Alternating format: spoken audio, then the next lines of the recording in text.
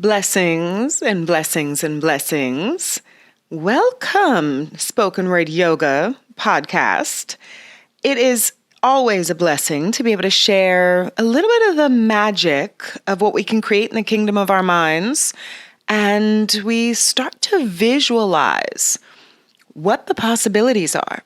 So, spoken word yoga is rooted in our ability, in the most confrontational of circumstances, to create an energy, a feeling, a sensation, an emotion that is serving us more than the balancing on one foot, more than the stress, more than the struggle, more than whatever it is that is preventing us from truly accessing what we want in our lives.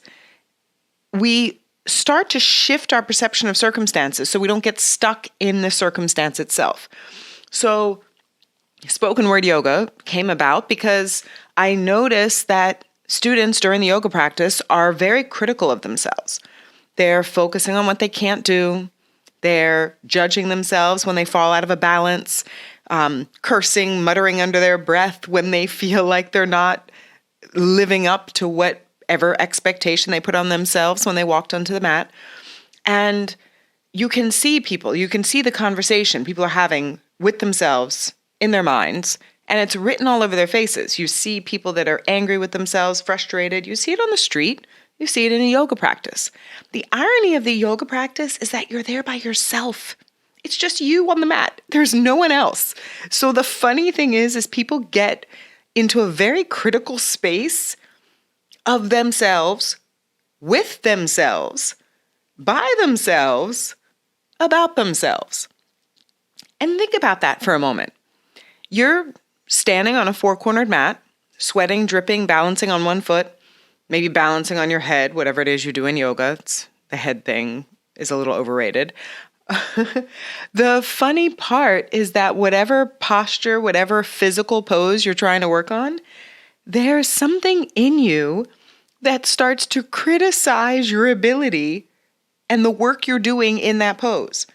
Now, just the fact that you're making the attempt should be a successful cause for celebration. The attempt is the beginning of success, yes? So we know that at least the fact that we stood up, got out the door, got to the studio, or walked onto the mat, whatever it is that it took you to get onto the mat, in and of itself should be cause for celebration. You ought to be congratulating yourself in the kingdom of your mind, giving yourself an anthem of praise, because, you could be sitting at home, sitting on the sofa, watching a television, eating a pepperoni pizza, drinking a beer, what a lot of people are doing. You could be doing that. But instead you chose to get up, get out, and do something. And even though you made that big effort to get up, get out, and do something, once you got there, you're criticizing and judging. So you start to, be an objective observer of yourself and think about, well, why is it that you're creating this space of anger and confrontation? Why are you creating a space where you're not entirely happy with yourself?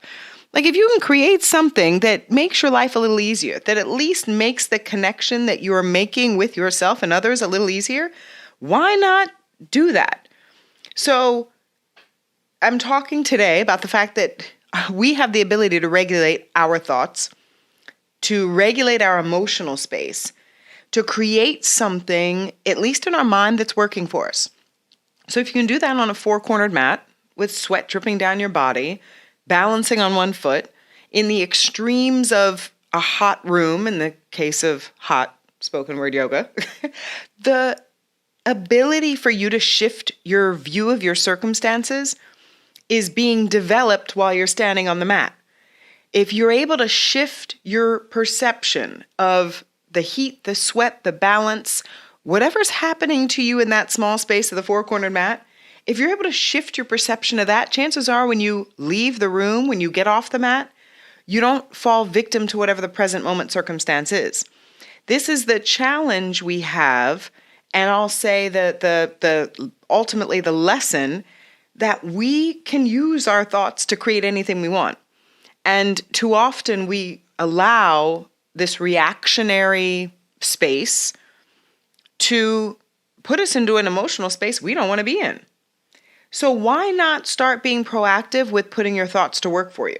Putting our thoughts to work for us in such a way that we consistently start to manipulate our emotional space in a positive way, so that we're not being manipulated by external stuff. We're using what we create internally, what we create in our minds, to dictate the way we show up in life, to already lay the groundwork for how we're going to perceive the things happening to us. Are they obstacles or opportunities? Are people giving you access to something by maybe challenging you or questioning you or putting something in your space that causes you to take a look at how you're responding to things? This is the work, is that we know we don't control the stuff out there. We control everything we create in here. So if you start to create a thought pattern, a process that's working for you, that's inspiring you, motivating you, building your confidence, you don't have to be all that confident. But if you wake up in the morning and you tell yourself that you're confident, if you give yourself this air of confidence, tell yourself how spectacular you are, how beautiful you are, how control of your life and the situation, how prepared you are, how confident you are. This repetitive mantra of confidence starts to make you feel confident. If you're ever not feeling so great, fake a smile. It's a really good trick to start to change the way you feel about yourself and the world. And my suggestion is our ability to continually reinforce the energy and the feelings that we want, so we're not falling victim to whatever's happening in the moment, whatever's happening in the external space. So you don't walk into a room and potentially your energy is changed by whatever's happening in that room. Instead, you walk in the room and change the energy of the room because you showed up. You're not in a relationship feeding off of somebody else's emotions. You're actively creating, contributing to, and influencing the quality of energy that's in the relationship and in the space. So I'm just suggesting that this is part of our work. Our work in self-improvement, our work in self-awareness, our work in trying to create something that's bigger than whatever's presented to us in the physical space, because frankly, that's not always going to serve our highest and greatest good. If you spend a lot of time watching television or the news, you know that what's presented is not in your highest and greatest good. That most often what we see on television, what's being presented to us, it's not serving us in a way that's giving us something that's elevating us, that's helping. And what else are we doing with our time if we're not going to create something that's really going to serve us and help us along the way? So how can you manipulate your emotions in a way that makes you feel better about things? Rather than falling victim to a circumstance that might seem stressful, that might seem frustrating, we can create something that at the very least, is giving us access to more of the energy that we want, to more of the connection we want. So think about how you want to feel. Who do you want to be? What energy do you want to leave behind when you leave a room? What energy do you want to bring into the room? What energy do you want to share with the people around you? What energy do you want to create in your relationships? If you visualize the ideal relationship, what is it? What does it look like? How does it feel? What do you want to feel when you wake up in the morning? How do you want to feel when you go to sleep at night? They're not just the relationship with your lovers, your friends, your relatives, your children, everybody who's in your space. There's strangers on the street. Because trust, if you can create a good relationship with strangers on the street, that's a good test of your ability to maintain a good relationship.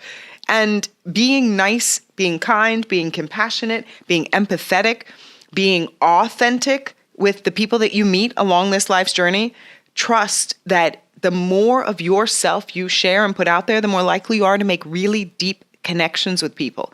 And I think especially now in the space of social media where we are almost blocked physically from connecting because because connection just visually and audibly is so easy, You can flip on a video, you can listen to somebody's podcast, you can be connected with somebody through a media. And so maybe the need, desire, drive to connect with somebody in the physical space is not as urgent as it used to be. I was speaking with a friend last week, and, she came up in my meditation, and I haven't spoken to her in at least 2 or 3 months.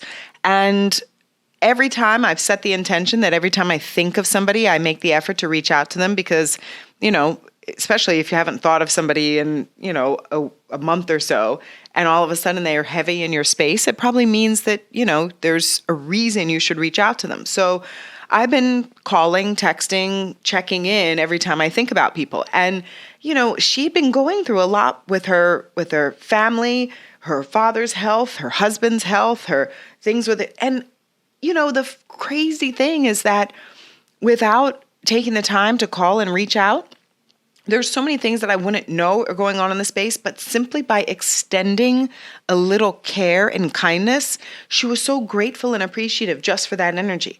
So you think about how your energy affects the people you touch, that we are all making an impact, a powerful impact on the people around us. And to be able to be in a space where you're allowing your energy to set the tone for the energy in your relationships. So you start to be so aware and responsible for the energy that you're creating that when you show up in a relationship, when you show up in a connection and interaction with anyone, they feel the energy that you're projecting. And that starts to raise the average up. It starts to dictate how the energy, the course and direction of energy of that conversation and interaction is going to go. So if you can show up with a smile, show up with a compliment, show up with positive energy that makes somebody feel better because you're in their space, that's one of the most powerful things we have the ability to do. That's what I hope to do, even just through this podcast, that you're driving in your car or doing daily activity, routine, whatever it is that you're normally doing, but that by listening to what I have to offer, by listening to something that I have to say, that I'm somehow bringing value to your life. And shouldn't we all want to raise the bar up enough that we bring value to each other's lives? That we start stepping up to take care of each other, to look out for each other's energy space. That, if you see somebody who's frustrated, who's struggling, who's having a rough day, say something to them that you would want someone to say to you. And then it's so easy for us to identify other people who need a little pick-me-up, who need a little inspiration, who need a little help. But then we don't give ourselves that same rescue. We don't give ourselves that same lifeline. We are our own support system. We should show up that way for ourselves as a support system so that we get to this space where even when the energy dips, even when we get frustrated, angry, upset, irritated, whatever it is, when the energy dips, we have a go-to phrase. We have something that we come back to, that we remind ourselves of our power, our ability, that we're prepared, we're purposeful in our energy, we're powerful enough to be able to shift whatever's going on in the external to create what we want in the internal. And we're consistent with it so that our thoughts are regulating our emotions. And then we start to put that to work for us. This is the power of what we're able to create in the kingdom of our mind. The fact that all we got to do is create one idea, one belief system, one thing that inevitably changes everything. And then we're not victim to whatever's happening outside. We start creating more of what we want inside, and it starts to shift the course and direction of everything. So people want to know, well, how do you get more control of your life? How can you shift yourself into a happy space when there are things going on around you that are sad?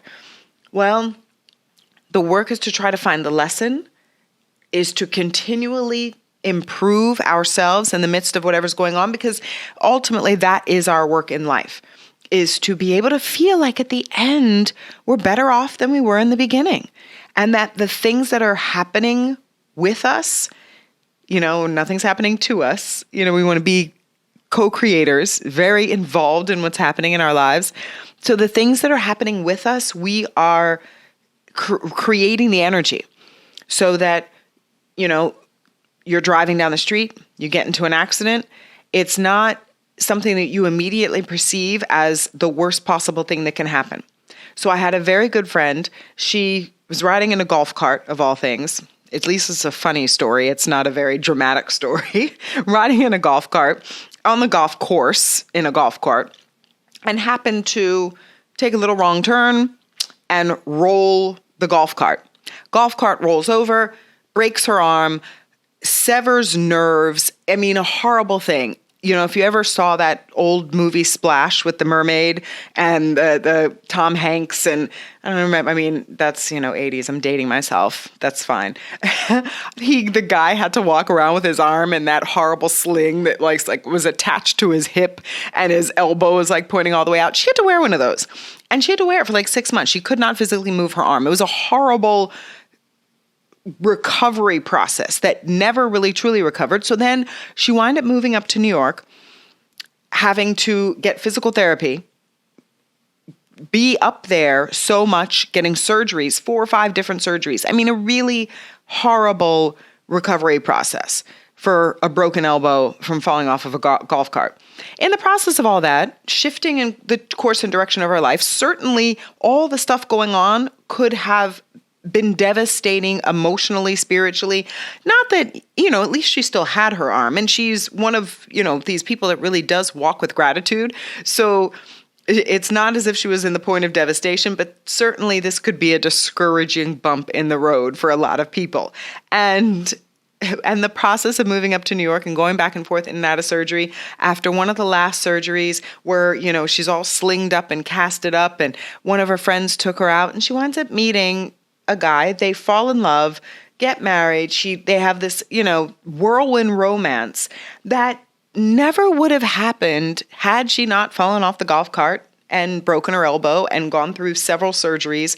There are all these things that happen in our lives that are putting us into a space that is either connecting us with the people we need to be connected to create whatever it is we're working on creating, to help in our purpose-driven life, or is the timing necessary that's giving us a lesson that we need to learn. We're either meeting somebody we need to meet, giving us a lesson we need to learn, putting us in a place we need to be for other things to happen. There's this ripple effect that happens. Think about it. Even if you're trying to get out the door of your house, try to, get to work or get to wherever you're going, and you stub your toe. In the time of stubbing your toe, you're sitting there for a good extra 5-10 minutes, just giving yourself a little time to heal. That delays you getting in the car. That delay then prevented you from getting into an accident. There's just so many things that are going on with divine timing and synchronicity that I feel like at some point you just got to go along for the ride, have the most positive perspective possible, and then use that to ride you through this life. Because frankly, if we get ourselves wrapped up in every bump in the road, in every accident, every time we stub our toe, whatever goes on, if we get stuck in that, then we miss out on the magic that happens in between. And it would be such a shame to spend the time and the magic, the time and the blessing with a bad attitude because you stubbed your toe before you left the house. It's being aware that we don't need to drag our past into our present, that we don't have to spend time trying to figure out the future. Hasn't happened yet, so be free right now. But know that what you're actively creating in this breath will dictate what you're presented with in the future. So consistent happiness, delusional happiness, is more productive than realistic misery could ever be. In the fact that we give ourselves this access to the power of our thoughts to create something bigger than what we've been presented with. This is how we elevate our lives.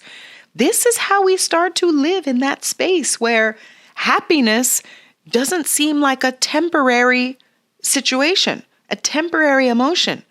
We start to figure out how to manufacture happiness on a regular basis, how to manufacture happiness even in the face of whatever else might be going on in the world. We start manufacturing, creating, generating the energy we want more of. And then how powerful that becomes in everything. So it doesn't matter what comes into your space. Even if somebody comes at you with aggression, somebody who's nasty, somebody who's unhappy comes at you in your space, do you realize that unhappy people don't really enjoy hanging out with happy people? If you are exceptionally happy, chances are that somebody who's not happy is going to spend very little time with you, because at some point they get irritated at how happy you actually are. And what better superpower to have than a happiness repellent, okay? I'm just suggesting that in the effort to surround yourself with more of the people you actually want to be with, more of the people that are going to elevate you and support you in your energy, start to use, happiness as a deterrent to people who aren't happy. Yeah, it's a strategy. I'm just going to suggest it's a helpful strategy to give yourself a little, access to something that might clear the negative energy out of your space immediately. I mean, think about it. There are very few people who want to spend time with somebody who's so happy that in everything that goes on, they're able to shift their perspective to create something that's really positive. So it's the positivity challenge. What can you create in your mind today? What can you create in your life? What can you offer to the people in the world that makes an impact that is improving the energy, that's raising the average up? Because I think each of us have the power to uniquely and powerfully impact the people we touch. It's just a matter of doing it. And it's a matter of being consistent in doing it. And even if you're not feeling so hot and maybe, you need a little extra energy, if you spend a whole lot of time giving energy to others, it starts to come back to you. And that whole thing about creating a collective of energy where you are so exceptionally happy that you start attracting happier people in your space. So using our thoughts to regulate our emotions, getting in a space where we manifest confidence, happiness. If you're sitting in traffic and you're feeling rushed, give yourself a space where you feel at ease. Give yourself a special mantra for standing in line, sitting in traffic, waiting. Because often waiting, we're focused on the waiting. But why not use that as an opportunity to start creating something so that when we are put on pause in our physical space, that we actually use that as an opportunity to access something more. So just a suggestion of how to shift the space around you. Start by shifting the space within you. It's so accessible to create a different thought right now. So even if a negative thought was creeping into your space, even if you wanted to judge or criticize somebody or say something nasty, take a breath. Think of the most positive thing that you want, the feeling you want to manifest, the energy you want more of, and focus so consistently on that emotion, on that energy, that it becomes all that exists in your space. And it's just as easy as putting one thought at a time to work for you, to allow your breath to be a reminder of the power of what you invite in, and then to make certain that everything you're putting out there is so valuable that it enriches the lives of the people you touch. Be a happiness ambassador. Use happiness as a deterrent against negativity. Show up in such a happy, positive way that people can't help but feel inspired and empowered because you are there. So we're showing up better in the world. We're creating more of the energy we want. We are raising the average up. Yes, we're raising the average up. We're creating an energy that's better because we've made the effort to elevate it, to improve it, to create something better, brand new, something new and improved, whatever you need to call it. Just give yourself that space to say, I'm going to use happiness as my mantra, love as a mantra, joy as a mantra. Anything that you actually want to feel, that feeling of success, that feeling of confidence, that feeling of security, fulfillment, contentment, bliss, joy, pleasure, all of the things that you deserve start tapping into it as a regular feeling, as a consistent feeling. And that feeling will give you access to everything. So we're putting our thoughts to work for us, allowing our thoughts to regulate our emotions and create something that's so uniquely positive, joyful, powerful, that it's elevating the energy in the space around us. We have the power to do it. We have the access to it.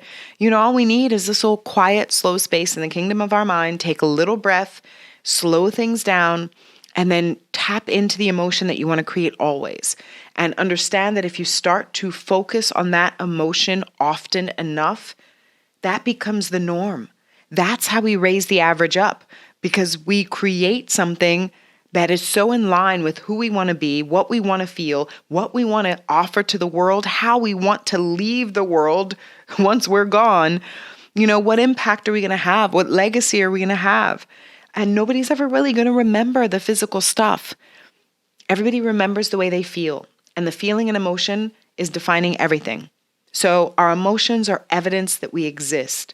So create something in this breath, with this thought, in this moment, that helps to raise the average up.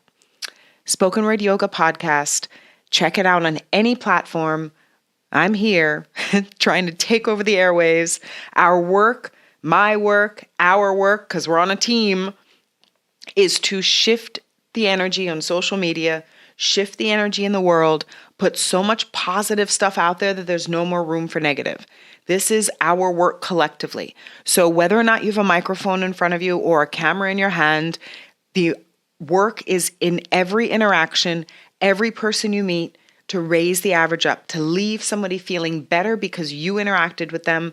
This is our work in starting to shift the consciousness, change the world, and who better to do it than you? And what better time to start than right now? See you next time. Hear you next time. In the space next time. Spoken Word Yoga. Blessings, blessings, and blessings. Namaste. Thank you for joining me. See you on the next show. Tune in. Spoken Word Yoga Podcast. Worldwide. Dun, dun, dun. Blessings and blessings. Next time.